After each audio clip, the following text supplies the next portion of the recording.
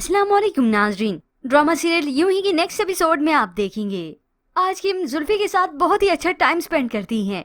वो उसे घुमाता है फिराता है और फिर इसी दौरान किम की शरारतें भी खत्म नहीं होती और ना ही जुल्फी की बातें। वो रिक्शे से बाहर सर निकालती है तो फौरन से जुल्फी उसे रोकता है। ये तुम क्या कर रही थी? सर पे चोट लग जाती। जबकि दूसरी जानिब आज दादाजी इकबाल फूफो को समझाई देते हैं कि उसके दिल में जो नवीद को और किम को लेकर मैल है वो निकाल दे। नवीद अली भी यहाँ पर नहीं है। उसकी बेटी को तुम अपनी बेटी की तरह समझो। फिर यूं ही इकबाल अपने कमरे में जाकर पुरानी यादें याद करती हैं।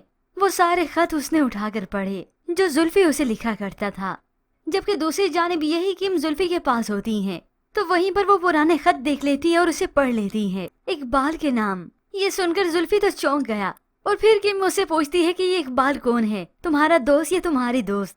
अब समझ तो किम को भी आ गई है कि ये इकबाल कौन है और वो वक्त गुजरने के साथ इस बात की तह तक भी पहुंच जाएगी, क्योंकि जुल्फी और किम में अब काफी अच्छी दोस्ती भी हो चुकी है।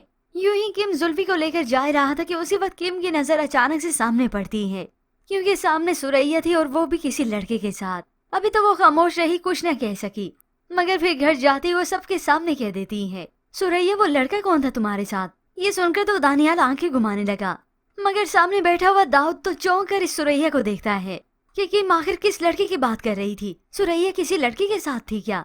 अब अभी भाइयों के सामने तो वो झूठ बोल ही देगी। नहीं, तुम्हें गलतफहमी हुई होगी, मैं वो नहीं होंगी। मगर फिर किम भी किम है, पता लगा ही लेगी। बल्कि वो तो सुरैया का साथ भी देगी, उसके लिए घर वालों से स्टैंड लेगी कि आखिर लड़की पसंद की शादी क्यों नहीं कर सकती। जबकि दूसरी जानिब इस किम और जुल्फी की बढ़ती हुई दोस्ती दाऊद को हरगिज पसंद नहीं।